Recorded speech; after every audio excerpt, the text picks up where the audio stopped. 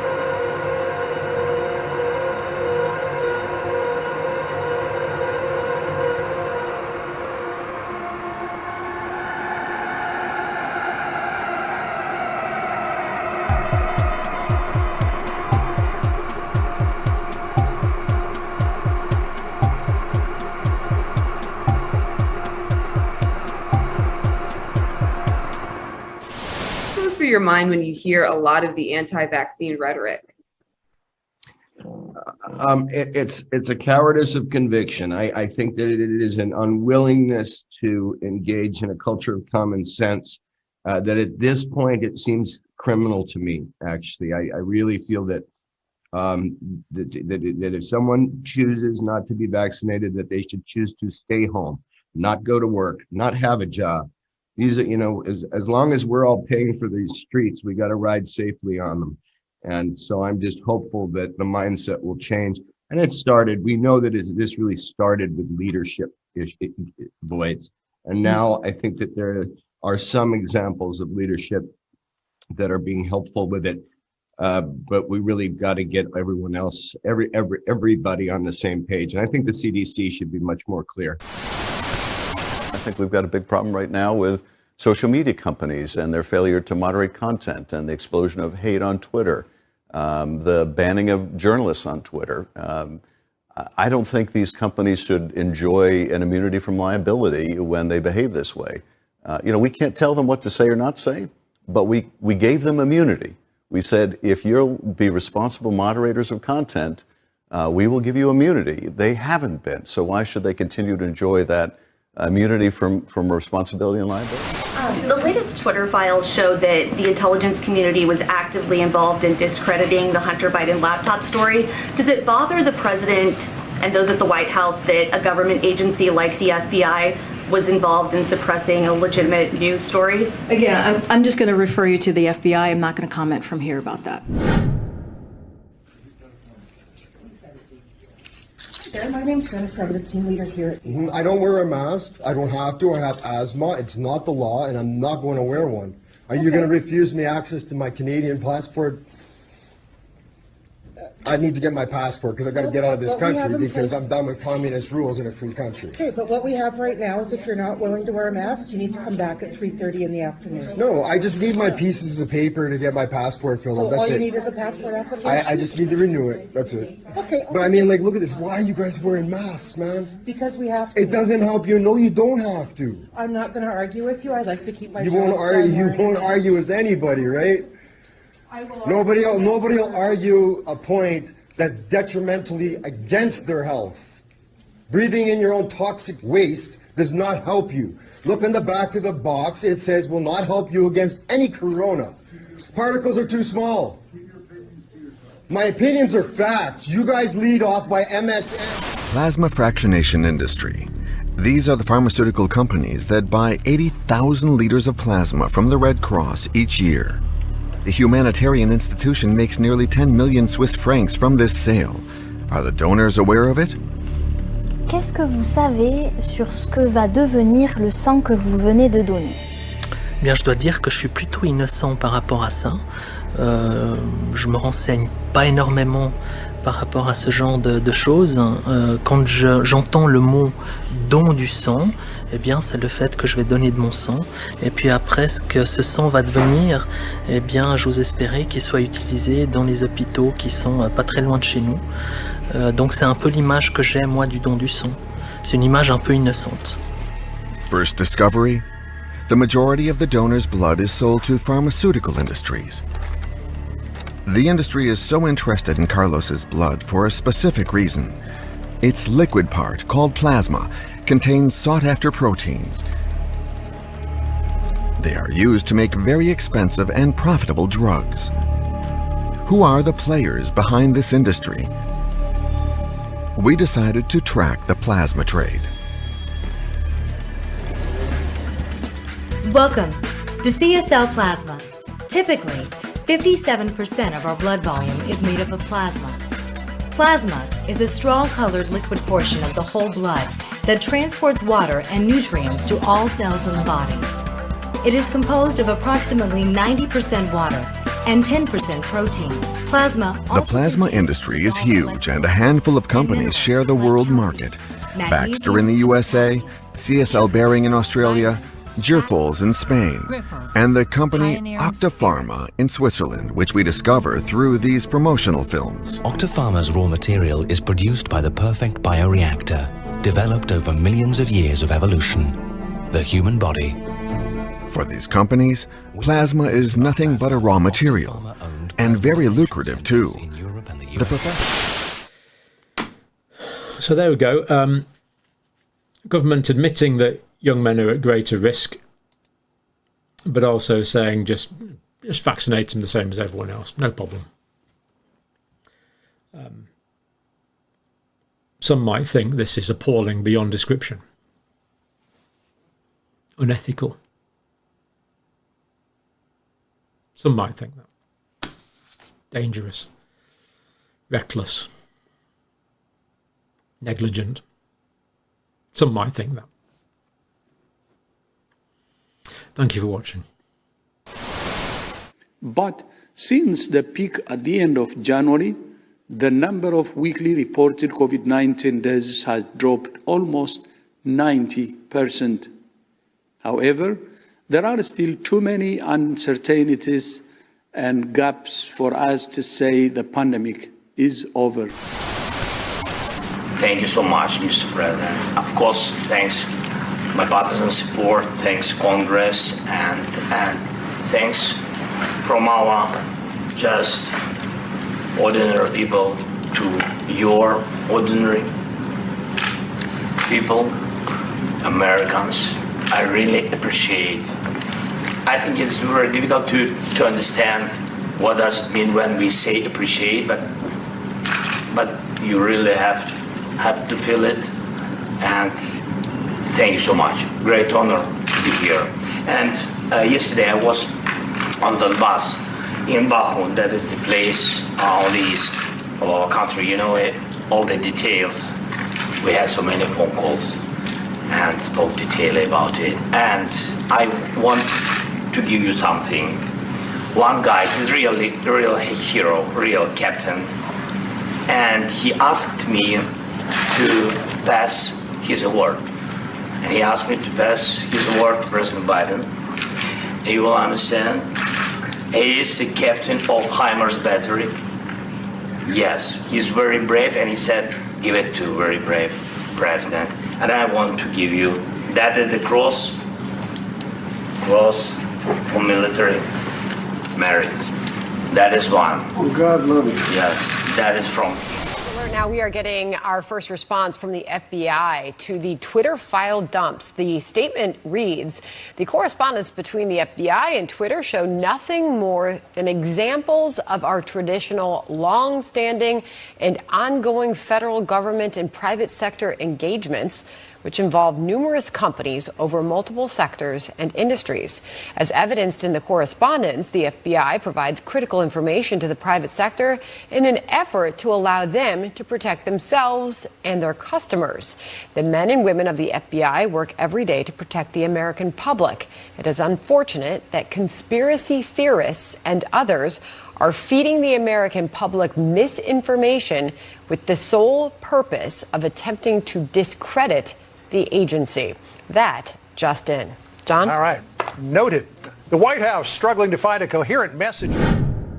We've been trying to be very consistent on pushing that message out and letting people know that they need to get the new vaccine. It is important. We know it works, especially as they're going to see their grandparents, as they're going to see families. It was one of the finest speeches I've ever heard in the Congress. It was historic in that he and Churchill are the only two wartime presidents who have come here to talk about asking our help and thanking us for our anticipated help to stop the tyranny in Europe. It's pretty exciting. Probably one of our happiest days. There were some applause lines. Wasn't it great? Wasn't he wonderful? You also want to be getting yourself in a community that is going to be prepared and resilient. And that doesn't have to be an end of the world Armageddon community. That can be a rural community in a country that is maybe a second world country. So, first and foremost, the first world countries are going to be the most vulnerable because there's that decadence and lack of self-sufficiency. However, what we did was we arbitraged our life from living in the UK to rural Poland. And we chose a location where everyone around here has a set level of self-sufficiency by default. So everyone heats the house on wood, for example. So they've got off-grid independent heating. Everyone has chickens. Everyone has a potato plot out back. Most of the people around here have some kind of livestock. So they'll have, geese, ducks, fowl. They might have some cows. If I want milk, I can just walk a mile up the road there into another village and buy it directly. So there's that resiliency in terms of supply chains. I can get things locally. And you don't have to be discussing with your neighbors all of these things. Those kinds of communities have resiliency built in. And for me, that'd be ideal. It's not about building one of these futuristic preppers paradises that you see on YouTube. I don't think that's the way to go. I think the way to go is to go back to the old ways where people who have lived through hard times. So if you look to the communist bloc in Europe, those countries, a lot of those people in rural places have lots and lots of resiliency because they're used to it. They've lived through it. And therefore their trust in government was always low, even after the hard times left. People here still have memories of hyperinflation that happened in the early 1990s.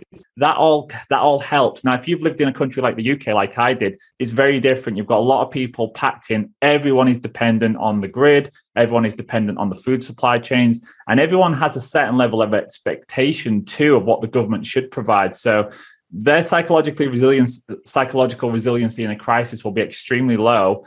And the communities there are not going to be able to pull themselves out of it like a rural community. So definitely be looking rural, definitely be analyzing the location around you. But then, like you said, the hour is late. Now, I wouldn't say give up.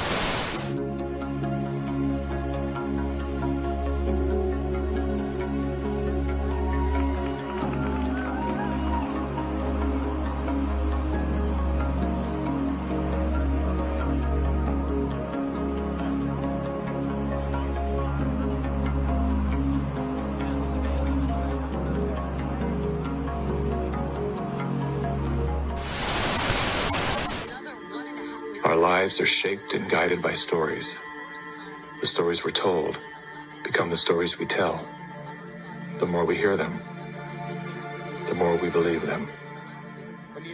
When used as a tool, they help us to better understand who we are, where we came from, and where we're going.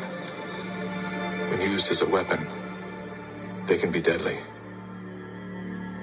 One of the most dangerous stories we've been told is the one that goes something like this. Humanity is a failed experiment. We are parasites, a cancer, a virus. Human beings are a disease.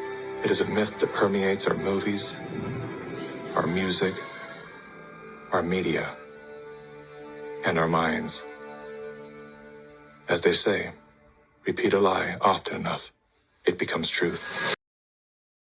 If you need a single location to get cutting-edge information and keep up with the rapidly changing world around us, tune into Grand Theft World, where a forensic historian and a logic professor break down the week's news in depth and in context.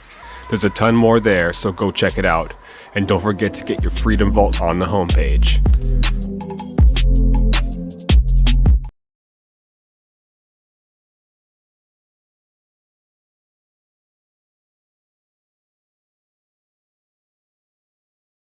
Mark, how you feeling out there?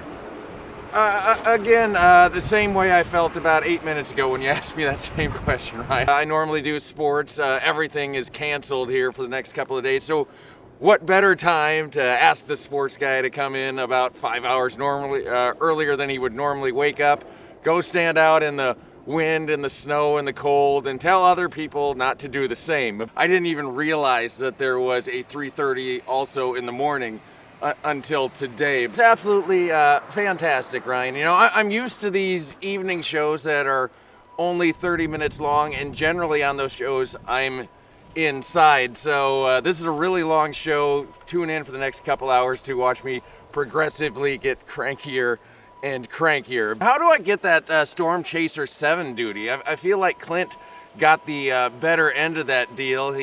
That thing's heated. The outdoors currently is not heated. Well, I'll tell you what, Ryan, I've got good news and I've got bad news. The good news is that I can still feel my face right now. The bad news is I kind of wish I couldn't. Can I go back to my regular job, I'm pretty sure, Ryan, that you guys added an extra hour to this show just because somebody likes torturing me, because compared to 2.5 hours ago, it is just getting colder and colder. Live in Waterloo for the last time this morning, thankfully, I'm Mark Woodley, News 7 KWWL.